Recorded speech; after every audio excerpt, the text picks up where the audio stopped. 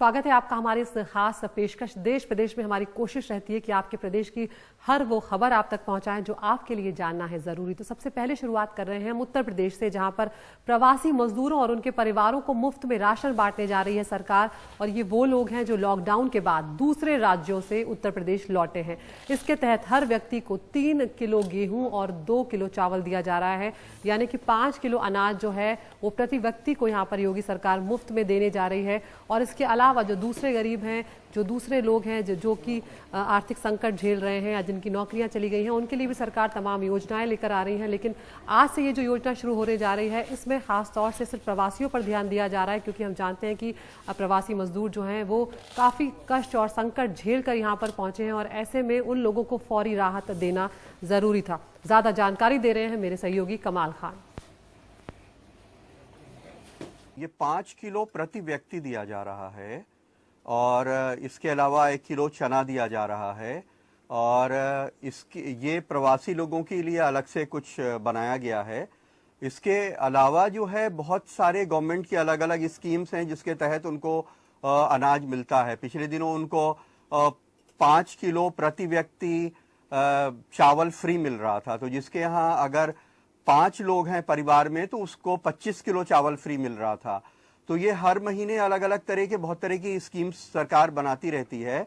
तो फिलहाल अभी ये दिया जा रहा है उनको जो प्रवासी लोग आए हैं। तकरीबन 2.25 लाख यूनिट्स का राशन कार्ड बन गया है और आज से ये दिया जाना शुरू होगा। इसके बाद सरकार कुछ और तरह की स्कीम वगैरह कुछ लाएगी और ये मुफ्त है, ये पैसे से नहीं दिया जा रहा है।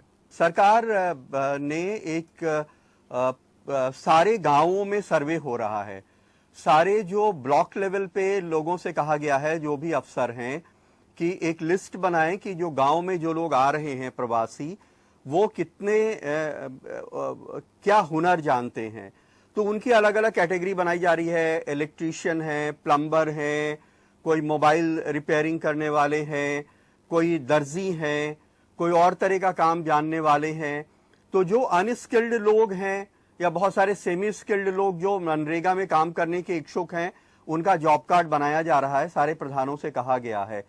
और इस टाइम जो है 25-30 लाख लोग जरूर काम कर रहे होंगे, क्योंकि तकरीबन 15 दिन पहले 22 लाख लोग मनरेगा में काम कर रहे थे। तो सरकार का ये कहना है कि जब इनकी एक लिस्ट बन जाएगी तो वो स्किल इंडिया मिशन है या सरकार की जो दूसरी कुछ योजनाएं जो अभी चल रही हैं, जहां पे गुंजाइश हो उनको कहीं काम देने की, वहां काम देने की कोशिश की जाएगी, या आगे अब कोई योजनाएं बनाई जाएंगी उनको रोजगार देने के लिए, ऐसा सरकार का कहना है। फिलहाल इनकी संख्या तय की जा रही है और इनकी कैटेगरीज बनाई जा रही हैं। ये काम जरूर हो रहा है अभी। तो अभी फिलहाल जिस तरह से हमारे सहयोगी कमाल खान ने बताया कि अभी उनकी संख्या तय की जा रही है, उनको कैटेगराइज किया जा रहा है कि किसको किस तरह के काम की जरूरत है और कोशिश की जाएगी उस तरह का रोजगार जो है वो उनको दिया जाए।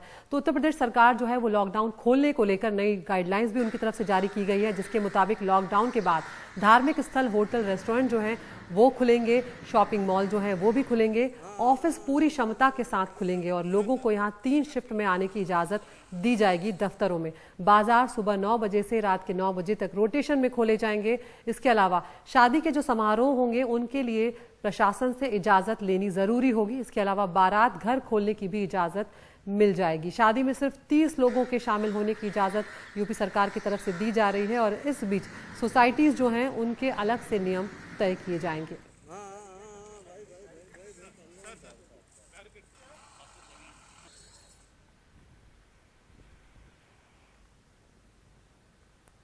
तो अनलॉक 1 के शुरू होने के बाद अब उत्तर प्रदेश में कई तरह की रियायतें दी गई हैं।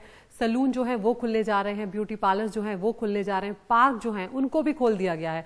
मुरादाबाद में आज सोशल डिस्टेंसिंग का पालन करते हुए सैलून और ब्यूटी पार्लर्स खोले गए। यहाँ पर सरकारी गाइडलाइंस को ध्यान में रखते हुए कई तरह की एहतियात जो हैं वो भी बढ़ती जा रही हैं और मामलों को लेकर अभी चिंता लगातार बनी हुई है, क्योंकि देश में कोरोना संक्रमितों के जो मामले हैं वो लगातार बढ़ रहे हैं। हर राज्य में तादाद जो है वो बढ़ती जा रही है। ऐसे में लेकिन अर्थव्यवस्था को रोका नहीं जा सकता है, तो कोशिश यही है कि धीरे धीरे खोला जाए चीज़ों को, लेकिन एहतियातें भी साथ ही साथ बढ़ती जाएं।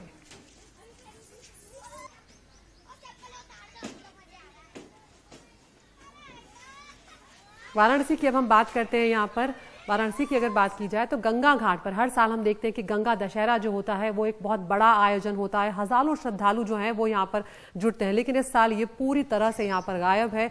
यहाँ पर पुलिस का कड़ा पहरा है ताकि कोई श्रद्धालु यहाँ पर पहुंच ना सके। ऐसा शायद पहली बार हो रहा है जब गंगा दशहरा जो है उस पर घाटों पर सन्नाटा जो है वो पसरा हुआ है और श्रद्धालु अपने अपने घरों में कैद है।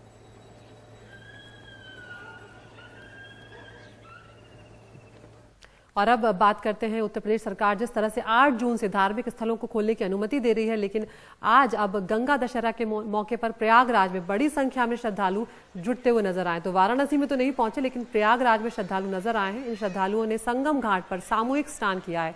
यहाँ सोशल डिस्टेंसिंग का कोई ध्यान भी नहीं रखा गया, जो आप तस्वीरों से देख सकते हैं। तो ये वो डर है जिसके चलते मामलों के बढ़ने की जो खतरा जो है वो लगातार बना हुआ। अगर इस तरह से लोग इस तरह से यहाँ पर पहुंचेंगे इतनी बड़ी तादाद में और कोई सोशल डिस्टेंसिंग का ध्यान नहीं रखेगा तो हजारों लोग इस तरह से संक्रमित हो जाएंगे। और यही वजह थी कि वाराणसी में खोला नहीं गया है और पुलिस का पहरा काफी रखा गया है। अब उत्तराखंड का रुख करते हैं, वहां पर हरिद्वार में भी श्रद्धालुओं की भारी भीड़ नजर आई। यहाँ भी गंगा दशहरा का ही मौका था और बड़ी संख्या में लोग गंगा नदी में स्नान करते हुए नजर आए। सोशल डिस्टेंसिंग का यहाँ पर भी ध्यान नहीं रखा गया। ये वो तस्वीर आप देख रहे हैं जो कहीं ना कहीं डराती है, क्योंकि ये वो वक्त है जब बहुत ज्यादा एहतियात बरतने की जरूरत है। देश जो है वो दुनिया में 7वें स्थान पर आ गया है कोरोना संक्रमितों के मामले में। ऐसे में खुद नागरिकों को भी आगे आकर ध्यान रखना होगा कि किस तरह से उन्हें एहतियात बरतनी है। बिहार का रुख करते हैं अब, जहां पर आज से किसी निजी वाहन को किसी भी तरह की पास की जरूरत नहीं होगी। यानी कि अब हर राज्य धीरे धीरे रियायतों को बढ़ाता जा रहा है, तो यहां पर पास की जरूरत नहीं होगी। साथ ही जो बसें हैं, ऑटो हैं, ई रिक्शा हैं, वो भी चल सकेंगे। पूरे देश में जो 200 नई ट्रेनें शुरू की गई हैं उसमें से 22 ट्रेनें जो हैं वो बिहार से ही शुरू हो रही हैं। रेस्टोरेंट बिहार में, होटल्स जो हैं, मिठाई की जो दुकानें हैं, वहां से अब सामान लिया जा सकेगा। लेकिन अभी फिलहाल होटल्स में, रेस्टोरेंट्स में खाने की इजाजत नहीं है। उसकी बैठने की जो अनुमति होगी वो 1 हफ्ते के बाद मिलने की उम्मीद यहाँ पर सरकार की तरफ से जताई जा रही है। बिहार में रविवार को 242 नए संक्रमित मरीज सामने निकल कर आए हैं और राज्य में कुल अब जो कोरोना पॉजिटिव लोगों की संख्या है वो 3807 तक पहुंच गई है। राज्य में 30 लाख से ज्यादा प्रवासी मजदूर जो हैं वो वापस आए हैं। उसके बाद भी राज्य में अब तक जो जांच की, जो टेस्टिंग की जो स्पीड है, जो गति है, वो बहुत धीमी है, जो लगातार अपने आप में चिंता का सबब बना हुआ है। यहाँ पर जिस तरह से अब तमाम जो रिक्शा, ऑटो रिक्शा चालू होने जा रहे हैं, ट्रेनें जो शुरू होने जा रही हैं, बस स्टैंड पर किस तरह की स्थिति है, वहाँ का जायजा लिया हमारे सहयोगी मनीष कुमार ने। यूँ तो हर राज्य में आज से बहुत सारे सेक्टर को लॉकडाउन में रिलैक्सेशन दिया गया है, लेकिन बिहार में खासकर जो हर जिले में, एक जिले से दूसरे जिले जो बस जाते हैं, बस सेवा आज से एक तरह से आप कह सकते हैं कि शुरू कर दी गई है। हालांकि इस बस सेवा को शुरू करने के साथ साथ कई सारे नियम बनाए गए हैं, जैसे हर जो भी पैसेंजर होगा उसको फेस मास्क होना ज़रूरी है और बसों को एक बार एक डेस्टिनेशन पे पहुंचने के बाद जो है उनको सैनिटाइज करना होगा। और आप देख सकते हैं कि बस स्टैंड में जो है मास्क बेचने का, ये क्या कर रहे हो? ये मास्क बेच रहे हो। ये मास्क कितना में बेचते हो? 15 रुपये 30 रुपये। 15 रुपये। तो मास्क बेचने का जो है, जिसके पास अगर मास्क नहीं हो तो वो मास्क खरीद सकता है।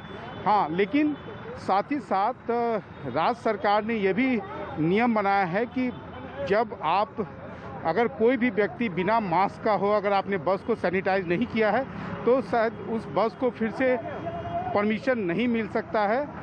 लेकिन बिहार में आप कह सकते हैं कि एक तरह से न केवल ट्रेन सेवा आज से शुरू हुई, बल्कि बस सेवा शुरू होने से आम लोगों के लिए बहुत बड़ी राहत की खबर है। पटना से कैमरामैन हबीब अली के साथ मनीष कुमार, एनडीटीवी इंडिया के लिए।